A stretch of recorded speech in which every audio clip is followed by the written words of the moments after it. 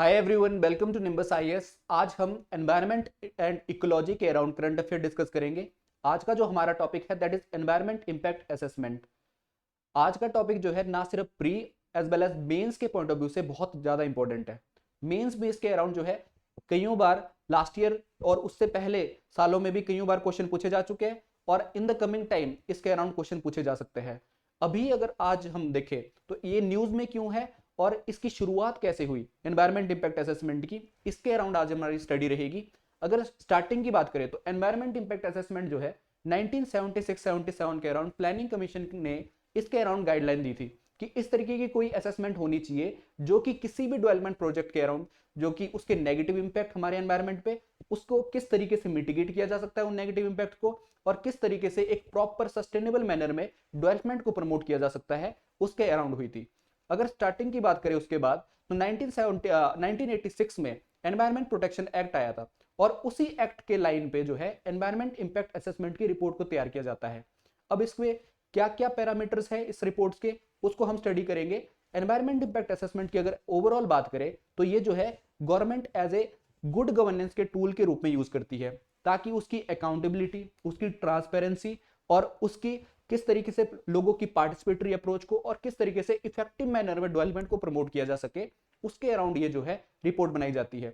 अगर मिनिस्ट्री की बात करें, जिस मिनिस्ट्री के अंदर ये आता है that is ministry of environment, forest and climate change, और ये किस एक्ट के अकॉर्डिंग बना है that is 1986 environment protection act. ठीक है, इसके अराउंड बना है।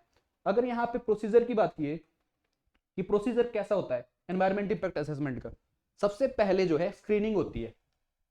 जब कोई भी प्रोजेक्ट जो है गवर्नमेंट के पास आता है सबसे पहले उस प्रोजेक्ट की स्क्रीनिंग होती है। स्क्रीनिंग में क्या होता है कि ये देखा जाता है कि क्या इस प्रोजेक्ट के लिए हमें एनवायरमेंट इंपैक्ट असेसमेंट करनी है कि नहीं करनी है।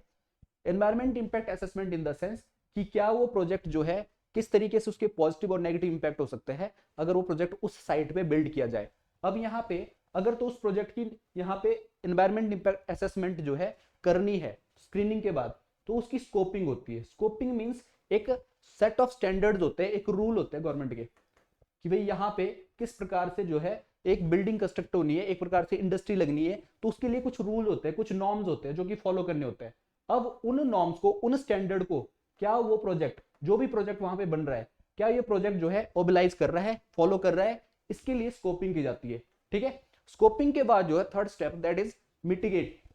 यहाँ पे इंपैक्ट एनालाइज किया जाता है, किस तरीके से जो है कोई भी प्रोजेक्ट वहां पे जो लगेगा उसका इंपैक्ट मींस पॉजिटिव इंपैक्ट भी हो सकता है उस प्रोजेक्ट का उस साइट पे, नेगेटिव इंपैक्ट भी हो सकता है, positive impact as well as negative impact.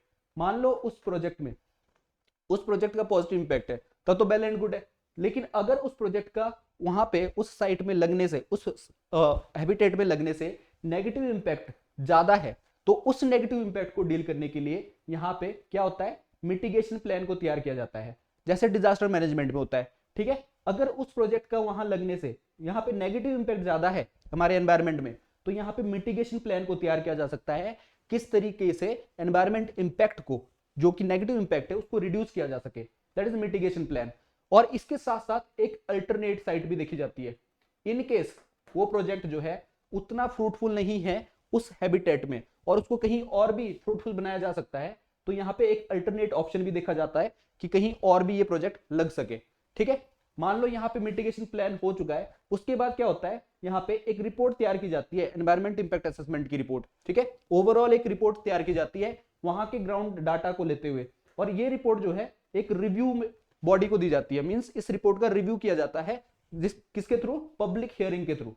इस रिपोर्ट का रिव्यू किया जाता है पब्लिक हियरिंग के थ्रू। अब ये पब्लिक हियरिंग कैसे होती है, जैसे जो स्टेट लेवल की बॉडी है, स्टेट पॉल्यूशन कंट्रोल बोर्ड, अब उसकी रिस्पॉन्सिबिलिटी बनती है कि वो यहाँ पे जो है स्टेट पॉल्यूशन कंट्रोल बोर्ड जो लोकल न्यूज़पेपर है उस जगह के, उस साइट के लोकल न्यूज़पेपर में ऐड डालता है किसके अराउंड, उस साइट के अराउंड, उस प्रोजेक्ट के अराउंड कि ये प्रोजेक्ट यहां बनने वाला है और आप लोगों के क्या विचार है। लोगों के ग्रीवांसेस को पूछा जाता है कि आप जो है हमें या तो लेखिक रूप में या तो ओरली दो या फिर रिटर्न दो अपने ग्रीवांसेस उस प्रोजेक्ट को लेके कि ये प्रोजेक्ट यहाँ पे बनने वाला है, क्या आपके क्या विचार है इसके अराउंड। ठीक है, तो लोगों को यहाँ पे अपने विचार रखने की आजादी दी जाती है। ठीक है, तो यहाँ पे लोग जो है या तो रिटर्न रूप में या फिर मौखिक लेखिक रूप में या फिर मौखिक रूप में अपने विचार रखते हैं। अब इन विचारों के अराउंड जो कि लोगों के ग्रीवांसेस है उनको क्या रखा जाता है, एक पैनल के अराउंड रखा जाता है। पैनल बनाती है गवर्नमेंट, जिसमें डीसी होते हैं, बड़े बड़े ऑफिसर दूसरे होते हैं, वो जो है इन ग्रीवांसेस के अराउंड जो है एड्रेस करते हैं इन ग्रीवांसेस को, ठीक है।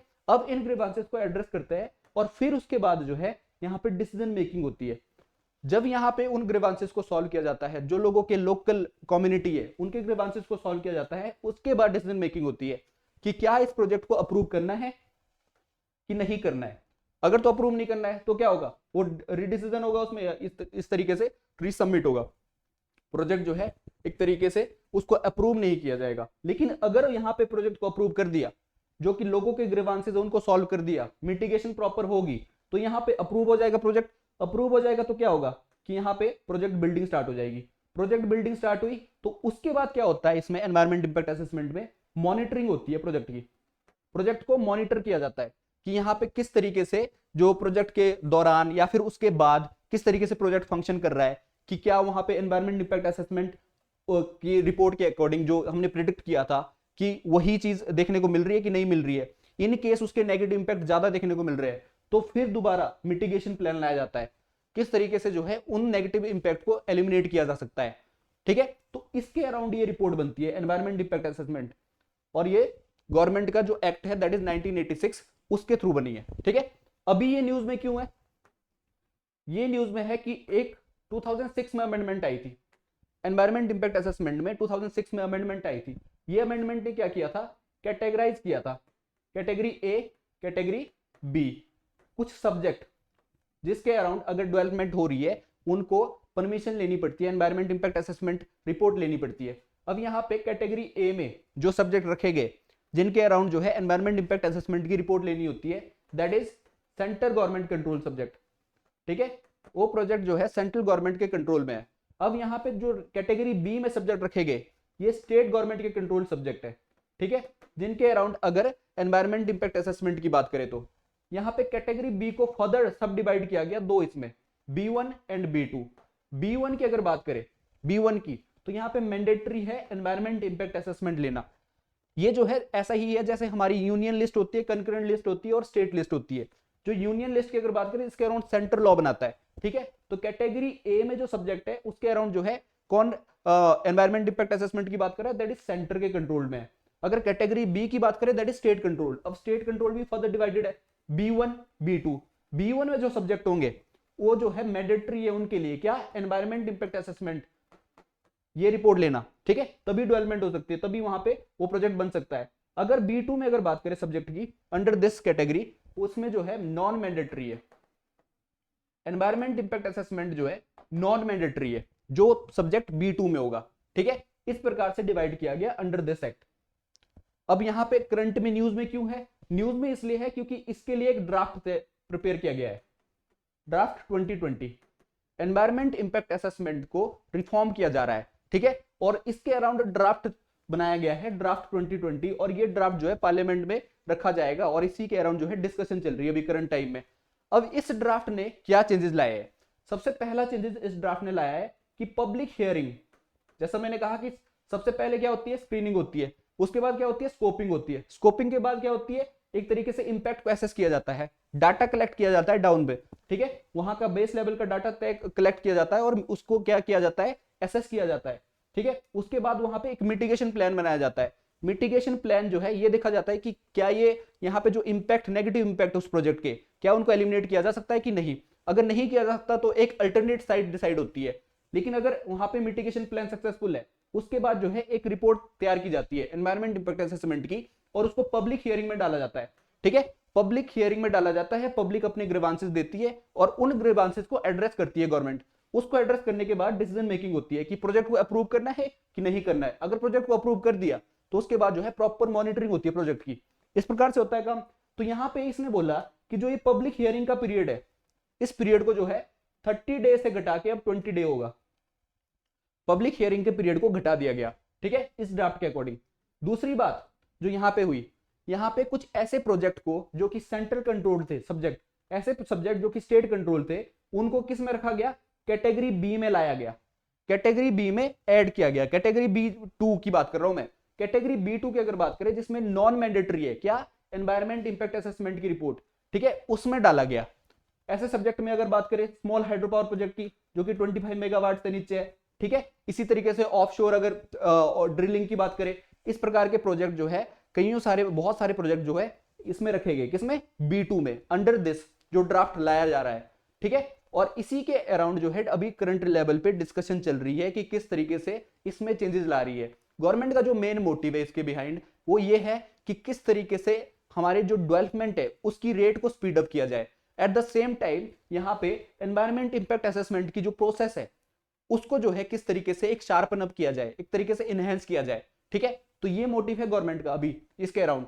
इसके साथ साथ जो है आपको पता होना चाहिए कि यहाँ पे एनवायरमेंट सप्लीमेंट प्लान भी है गवर्नमेंट का, जो कि 2006 में आया था। ये भी एक तरीके से जो है प्रोएक्टिव रोल प्ले करने की बात कर रहा है कि किस तरीके से हम जो है एनवायरमेंट इंपैक्ट असेसमेंट को और ज्यादा एक सॉलिड वे में पुश कर सकते हैं और एक तरीके से उसकी स्पीड जो है उसको बढ़ा सकते हैं, ताकि यहाँ पे डेवलपमेंट प्रोसेस तेज हो सके, at the same time environment friendly development हो। इसके साथ साथ गवर्नमेंट की एक और कोशिश है, दैट इज परिवेश। परिवेश क्या है, एक सिंगल विंडो क्लियरेंस सिस्टम है कि किस तरीके से जो है एनवायरमेंट इंपैक्ट असेसमेंट को और तेजी से बढ़ाया जा सके और उस रिपोर्ट को और तेज किया जा सके, एक तरीके से प्रोसेस को और डेवलपमेंट को तेज किया जा सके, at the same time environment को प्रिजर्व किया जा सके। तो यहाँ पे sustainable development on the basis of environment preservation की बात हो रही है और ये जो है स्पीड अप कर रहा है प्रोसेस को, ठीक है। ये सिंगल विंडो की बात कर रहा है, कौन सा, दैट इज परिवेश। तो इसके अराउंड जो है इनिशिएटिव है गवर्नमेंट के। तो आपको ये याद होना चाहिए कि एनवायरमेंट इंपैक्ट असेसमेंट है क्या, एनवायरमेंट इंपैक्ट असेसमेंट का ओरिजिन क्या है, किस मिनिस्ट्री के अंडर आती है और इसके फंक्शंस क्या है। अगर आप प्रोसेस की बात करें तो प्रोसेस स्क्रीनिंग से लेकर आपको डिसीजन मेकिंग तक प्रोसेस, कंप्लीट प्रोसेस होना चाहिए आपको पता, इसके साथ मॉनिटरिंग होती है, सब कुछ पता होना चाहिए। और अभी करंट लेवल पे न्यूज में क्यों है, क्योंकि इसके अराउंड जो है ड्राफ्ट बन रहा है एनवायरमेंट इंपैक्ट असेसमेंट के अराउंड और उस ड्राफ्ट के अराउंड जो है क्वेश्चन बन सकते हैं। इसी के साथ साथ गवर्नमेंट जो है आपको जो एनवायरमेंट इंपैक्ट असेसमेंट है उनके अराउंड बेसिक क्वेश्चन भी पूछे जा सकते हैं, ठीक है। ये है क्या रिपोर्ट, तो आपको जो है प्रॉपर वे में मेंस के लिए इसकी स्टडी करना है ये क्वेश्चन, और इसी के अराउंड जो है प्री में भी आपको क्वेश्चन पूछे जा सकते हैं। That's it for today, thank you and have a nice day.